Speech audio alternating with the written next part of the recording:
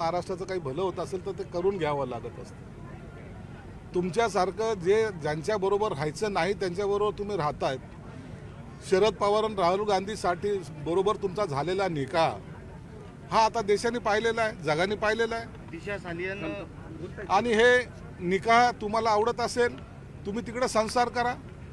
आम्ही आमच्या प्रेमाच्या माळा एकमेकाच्या गळ्यात घातलेल्या आहेत आणि आमचा संसार चांगला चालू आहे. संजय राऊत म्हणाले की सत्तेवर असल्यास गाढव देखील पॉवरफुल असतो. सध्या काही गाढव खुर्चीवर बसलेली आहे, त्यामुळे गाढव पॉवरफुल असतो. मागच्या 2.5 वर्षाच्या कालावधीमध्ये करोनाच्या एक जण बसलेला होता, त्याला अशी उपमा देणं योग्य आहे का? त्यांच्याच नेता 2.5 वर्ष मुख्यमंत्री राहिला, मग सत्तेवर बसलेला प्रत्येकाला जर गाढव म्हणायचं असेल तर मग उबाटाच्या नेत्याला तुम्ही काय म्हणणार आहे, याचं उत्तर त्यांनी दिलं पाहिजे. येतात जातात असंच एक दिवस अमित शहा मोदी जातील आणि मग कळेल.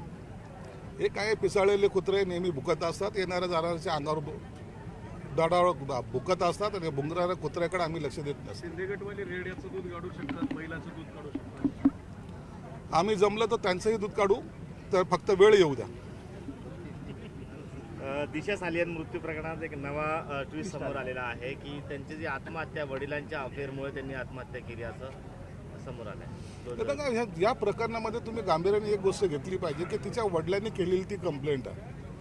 हायकोर्टामध्ये तिचे वडील गेलेले आहेत, पोलीस रिपोर्ट आलेला आहे, रिपोर्टमध्ये हे दाखवलेलं आहे की तिला जखमा तिच्या अंगावरच्या दाखवलेल्या आहेत, त्या पोस्टमॉर्टममध्ये आलेल्या आहे. तिच्या अंगावर कपडे नव्हते हे सुद्धा त्या पंचनाम्यामध्ये आलेले. या सर्व बाबी जर पाहिलं तर तिचा खूनच झाला असावा असा प्राथमिक अंदाज आहे. परंतु पोलीस आता त्याचा तपास करतायत.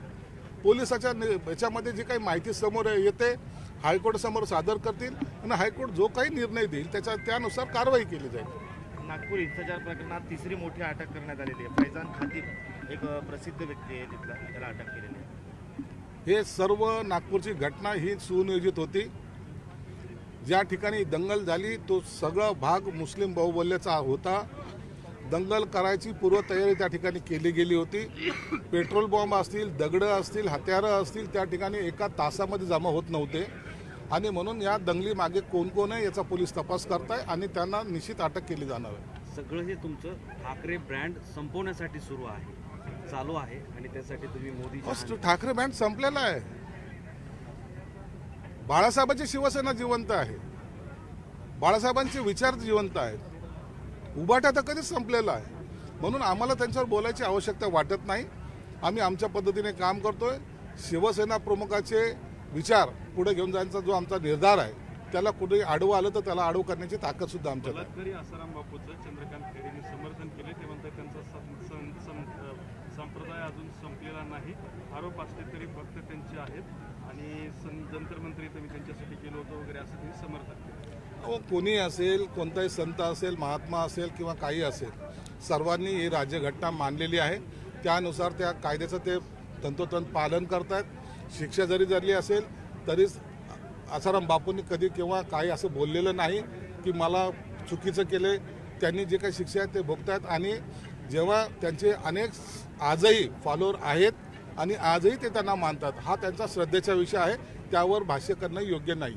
महानगरपालिकेचा बजेट सादर केलं गेलं, करवाढ केली गेलेली आहे. लोकांना तो एक दिलासा आहे का? आणि पाणी पट्टी वाढवली जाईल पाणी दिल्यानंतर असं स्टँड होतं. पाणीपट्टीबद्दलचे आता निर्णय घेऊ नये अशा आम्ही सक्त सूचना आयुक्तांना दिल्या होत्या. दुसरं, पाणीपट्टी तेव्हाच वाढवली जाईल ज्या टायमाला या शहराला 24 तास पाणी मिळेल. करवाढ नाही. करवाढ आता त्यात करता येणार नाही.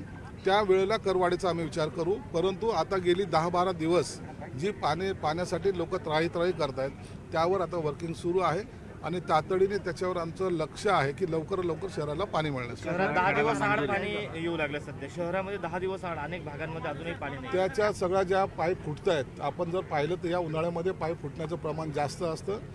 700ची लाईन आहे, एक 1200ची लाईन आहे आणि दोन्ही पॅरलल लाईन असल्यामुळे जवळ असल्यामुळे चिटकून असल्यामुळे त्या बस्ट होत आहे. त्यासाठी त्याच्यावर युद्धपातळीवर काम चालू आहे. विकास आराखड्याला मंजुरी दिलेली आहे.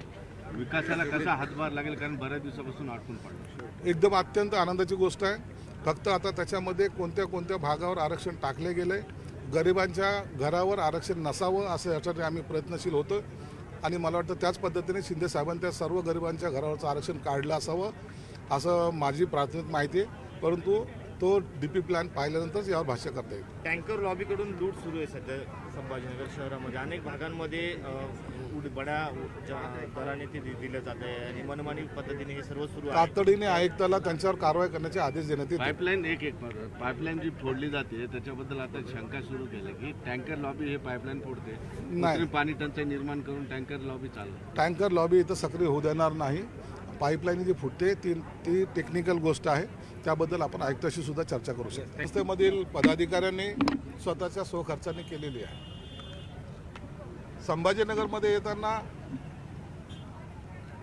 बुद्धाचा संदेश घेऊन या शहरामध्ये जा, हा कदाचित त्याचा सांगण्याचा उद्देश असावा. मग युद्ध नको, आम्हाला बुद्ध हवा, याची खरी प्रेरणा या शहरापासून आता महाराष्ट्रातील किंवा देशातील येणाऱ्या पर्यटकांना सुद्धा मिळेल अशी अपेक्षा आहे. या सगळ्या वातावरणामध्ये कबर हटाव, वाघाची कबर हटाव, या सगळ्या अशांत वातावरणामध्ये बुद्धाचा संदेश कितपत तुम्हाला गरजेचा वाटतो? बुद्धाचा संदेश हा नेहमीसाठी संदेश हा उपयोगाचा राहिलेला आहे. कबर हटाव, वाघे हटाव किंवा हे जे काही आहेत हे तात्पुरते प्रयोग आहेत, परंतु बुद्धाचा संदेश हा चिरकाल टिकणारा संदेश आहे. म्हणून त्याची आणि या सर्व घटनाची कुठेही बरोबरी केली जाते. अमित शहाच्या पलीकडे शिंदे सेनेला काहीच दिसत नाही, देश दिसत नाही. हे फक्त अमित शहाचं छत्रछाया असेल तोपर्यंत हे बोलत राहतील असं संजय राऊत म्हणाले. अरे सत्तेमध्ये जे काय ज्यांच्याबरोबर अलायन्स केली असते त्यांच्याबरोबर राहावं लागतं आणि त्यांच्या नेतृत्वामध्ये जर महाराष्ट्राचं काही भलं होत असेल तर ते करून घ्यावं लागत असतं. तुमच्यासारखं ज्यांच्याबरोबर राहायचं नाही त्यांच्याबरोबर तुम्ही राहतायत. शरद पवार आणि राहुल गांधीसाठी बरोबर तुमचा झालेला निकाह हा आता देशाने पाहिलेला आहे, जगाने पाहिलेला आहे. दिशा सालियन आणि हे निकाह तुम्हाला आवडत असेल तुम्ही तिकडे संसार करा. आम्ही आमच्या प्रेमाच्या माळा एकमेकाच्या गळ्यात घातलेल्या आहेत आणि आमचा संसार चांगला चालू आहे. संजय राऊत म्हणाले की सत्तेवर असल्यास गाढव देखील पॉवरफुल असतो. सध्या काही गाढव खुर्चीवर बसलेली आहे, त्यामुळे गाढव पॉवरफुल दिसतो. मागच्या 2.5 वर्षाच्या कालावधीमध्ये करोनाच्या एक जण बसलेला होता, त्याला अशी उपमा देणं योग्य आहे का? त्यांच्याच नेता 2.5 वर्ष मुख्यमंत्री राहिला, मग सत्तेवर बसलेला प्रत्येकाला जर गाढव म्हणायचं असेल तर मग उबाटाच्या नेत्याला तुम्ही काय म्हणणार आहे, याचं उत्तर त्यांनी दिलं पाहिजे. येतात जातात असंच एक दिवस अमित शहा मोदी जातील आणि मग कळेल. हे काय पिसाळलेले कुत्रे नेहमी भुकत असतात, येणाऱ्या जाणाऱ्याच्या अंगावर दडावर भुकत असतात आणि भुंगणाऱ्या कुत्र्याकडे आम्ही लक्ष देत नसतो. शिंदे गटवाले रेड्याचं दूध काढू शकतात, बैलाचं दूध काढू शकतात. आम्ही जमलं तर त्यांचंही दूध काढू, तर फक्त वेळ येऊ द्या. दिशा सालियन मृत्यू प्रकरणात एक नवा ट्विस्ट समोर आलेला आहे की त्यांची जी आत्महत्या वडिलांच्या अफेअरमुळे त्यांनी आत्महत्या केली असं समोर आलंय. तर बघा, या प्रकरणामध्ये तुम्ही गांभीर्याने एक गोष्ट घेतली पाहिजे की तिच्या वडिलांनी केलेली ती कंप्लेंट आहे.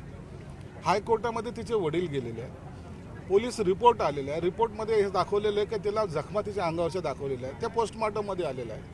तिच्या अंगावर कपडे नव्हते हे सुद्धा त्या पंचनाम्यामध्ये आलेलं आहे. या सर्व बाबी जर पाहिलं तर तिचा खूनच झाला असावा असा प्राथमिक अंदाज आहे. परंतु पोलीस आता त्याचा तपास करतायत. पोलिसाच्या याच्यामध्ये जी काही माहिती समोर येते हायकोर्ट समोर सादर करतील आणि हायकोर्ट जो काही निर्णय देईल त्यानुसार कारवाई केली जाईल.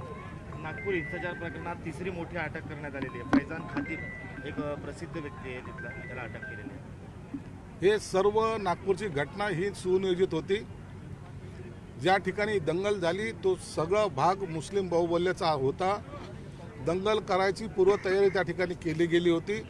पेट्रोल बॉम्ब असतील, दगडं असतील, हत्यारं असतील त्या ठिकाणी एका तासामध्ये जमा होत नव्हते आणि म्हणून या दंगली मागे कोण कोण आहे याचा पोलीस तपास करताय आणि त्यांना निश्चित अटक केली जाणार आहे. सगळं हे तुमचं ठाकरे ब्रँड संपवण्यासाठी सुरू आहे, चालू आहे आणि त्यासाठी तुम्ही मोदी ठाकरे बँड संपलेला आहे. बाळासाहेबांची शिवसेना जिवंत आहे, बाळासाहेबांचे विचार जिवंत आहेत. उभाटा तर कधीच संपलेला आहे.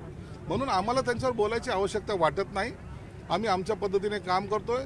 शिवसेना प्रमुखाचे विचार पुढे घेऊन जाण्याचा जो आमचा निर्धार आहे त्याला कुठे आडवं आलं तर त्याला आडवं करण्याची ताकद सुद्धा आमच्यात आहे. बलात्कारी आसाराम बापूचं चंद्रकांत खैरेंनी समर्थन केले, ते म्हणतात त्यांचा